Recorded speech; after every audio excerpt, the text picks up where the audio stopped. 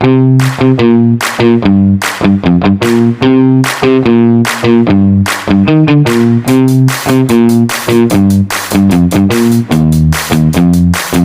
discuss the communication model.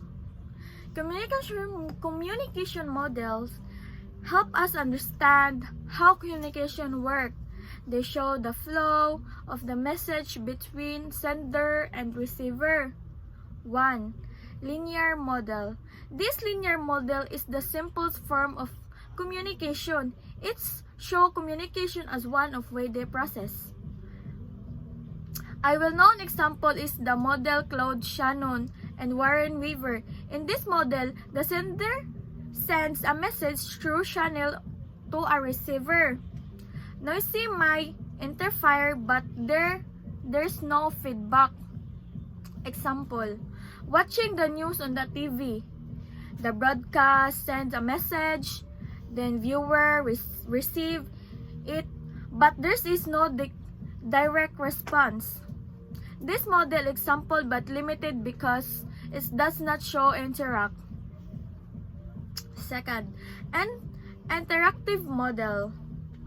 The interactive model improves the linear model by adding feedback. One example is the model by Wilbur Sharom. In this model, communication becomes two-way. The sender and the receiver takes turns sending message.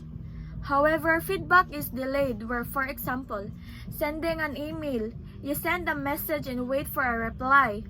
This model also introduces the idea of field of experience, meaning or background, culture, and knowledge affect how we understand the message. Conclusion. The summary is the linear model is one way. The interactive model is two-way with delayed feedback. The transaction model simulates the synthetic. Understanding those models help us improve how we communicate in a different situation.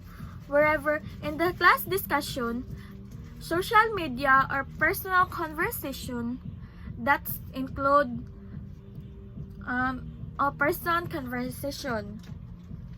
That include my report. Thank you for listening.